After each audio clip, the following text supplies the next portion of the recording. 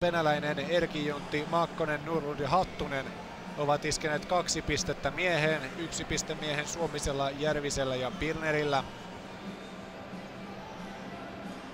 Lähellä oli, ettei TPS tempaissut 6. Markus Nurlund latasi ylivoimalla ja tästä voidaan sitten spekuloida. Venäläinen vahingossa vetää Norosen kumoon ja kysehän on nyt lähinnä siitä, että onko venäläinen Norosen alueella vai Noronen ulkona omalta alueelta. Joka tapauksessa tästä lähti Sami Venäläinen jäähylle ja venäläinen istuu tätä jäähyä vielä sekunnin 3. erän alusta ja kyllä tästä hidastuksesta näyttää melko selvältä, että Noronen itse lähtee alueeltaan seikkailemaan.